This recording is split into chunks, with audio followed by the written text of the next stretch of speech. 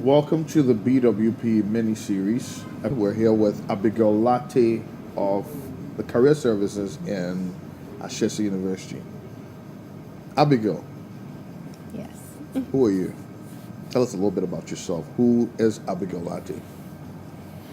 Well, I am a career and educational coach. I completed University of Ghana, Legon, with a combined major in psychology and information studies. I went on to study University of East London and graduated with an MSc in organizational and occupational psychology. I worked in recruiting for a little over a year after that, and then in educational consultancy for about 2 years after that.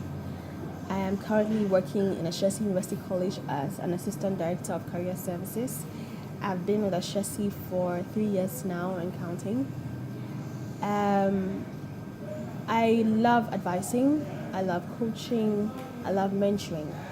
And I would say that my work in Ashesi University College is my most gratifying yet, because it gives me the opportunity to impact a life, to help train and nurture the leaders and change makers of this continent.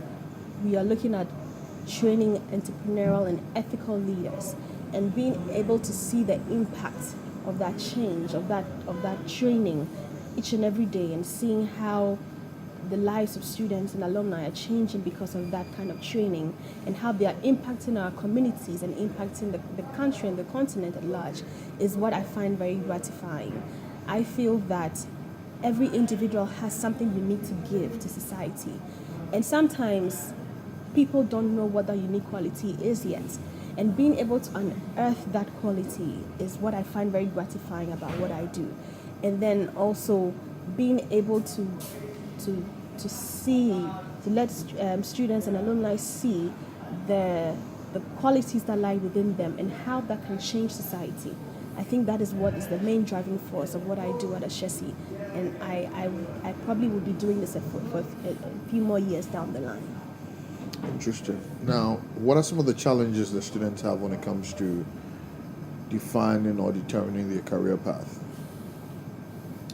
I would say the first one is self-awareness, because career development starts with understanding who you are. Like I said, everybody has some unique quality or trait, but being able to know what that quality is, being able to understand what your skills are, what your strengths are, what your values are, what your personality is like, and how to match or link that to a career choice. That is something that not everybody has been able to do. And that is just because students haven't had that conversation with anybody before.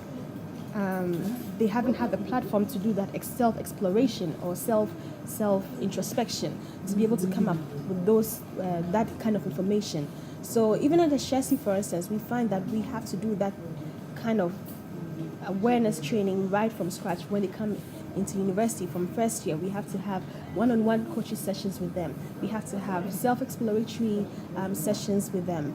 We have to introduce them to personality testing for them to understand what their personalities are and the kind of careers that will match with that personality type. So I would say that was one major challenge for students to be able to come to that awareness or understanding about themselves and link that to careers that they will thrive in. So you realize that people who are not able to do that and grow up eventually end up very burnt out in their careers, or burnt out easily in their careers, or they struggle to succeed or excel in the career choices that they make, because they have to put in a lot of efforts just to succeed or excel a little in a little way. But somebody would probably put in a little effort, and you realize that they're doing so well in their careers.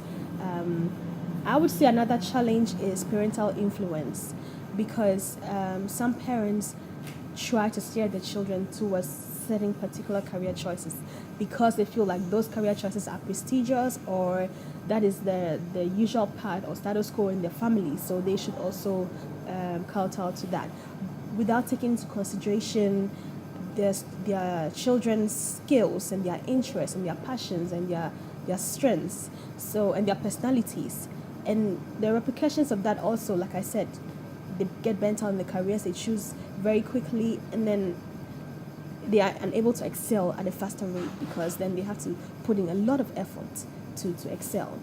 And then I'll say thirdly, another challenge is the absence of career advising in our schools. Career advising should ideally start in the primary level of education to bring that awareness to students that early on in their education, so they begin to think about some of these things and they understand why they have to make career choices based on, for instance, their personality.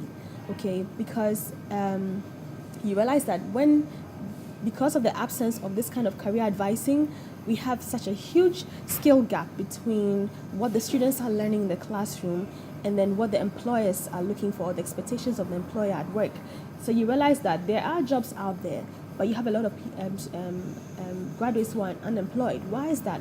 Because the employer doesn't feel like their skill sets matches what they are looking for at work, so then they are unable to engage them. So there's the need to have career advising early on so that we ensure that that skill gap is closed up. And that, Interesting. What characteristics would you see in a model student who's been through your program? so I would say it would be a combination of technical competencies and soft skills or skill development. So technical competencies obviously is the kind of academic training that Ashesi is given to the students. So they come out and they are able to deliver on the task that they are giving at work. And then also looking at the soft skill development, that is where career services and other departments of Ashesi also collaborate on to work on that in the students. So we are looking at a student who has excellent leadership qualities, who can lead, take up the mandate and lead in whatever sphere of influence they find themselves in. We're looking at a student who has excellent communication skills. We're looking at a student who is ethical at what they do at work or wherever they find themselves.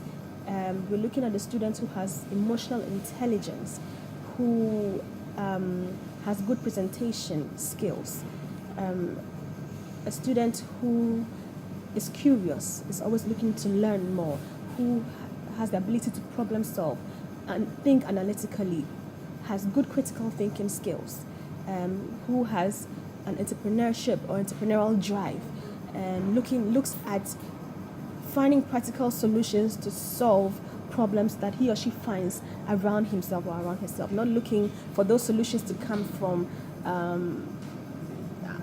a Western culture, or but being able to find that Within the community in which they find themselves. Exactly. Interesting. Are there any words of encouragement you'd like to give our audience and our youth out there? What I would say is take advantage of every opportunity that you can find, especially when you're in university.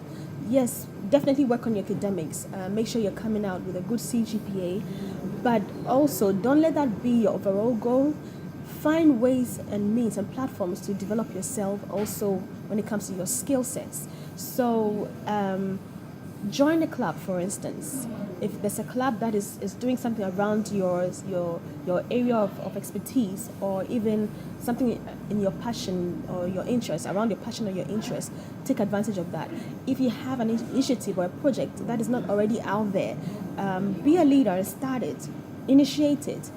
Try and put some students or people together who can help you to champion that project or that initiative. Look for practical ways you can find solutions to the problems you find around you, find in your community. Look at how you can make yourself internationally marketable. Take advantage of international opportunities, because that makes you internationally marketable.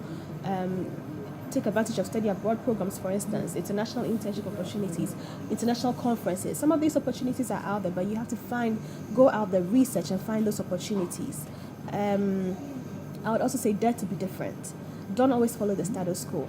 Like I said before, you have a unique potential in you that makes you you.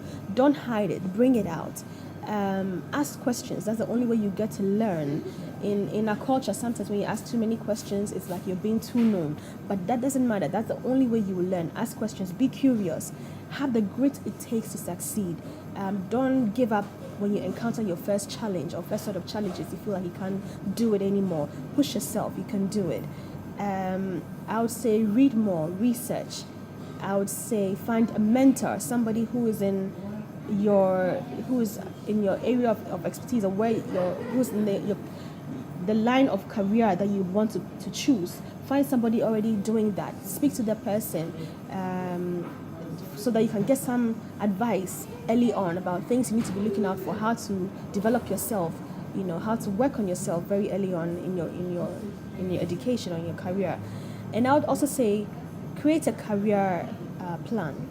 So have a short-term career goal, a medium-term career goal, a long-term career goal. Set timelines to them, set action plans to them, and then put it up at a place where you see it every single day when you wake up. And then keep reminding yourself about what you told yourself you're going to accomplish. If you are not accomplishing that, you quickly put yourself back in line. And your situation may change, your environment may change, but you at least have a skeletal plan you can always tweak and just keep going on. And I'll say just stay focused, keep focused. Don't listen to people who say you can't make it because you can't make it. That's what I would say in a nutshell. Awesome. Well, you've been engaging with Abigail Latte at Ashesi University. For those of you who want to engage with her some more, may have questions, you can connect with her on the 25th at the BWP Series event here in Kahaya. So stay tuned and stay empowered, and we hope to see you there.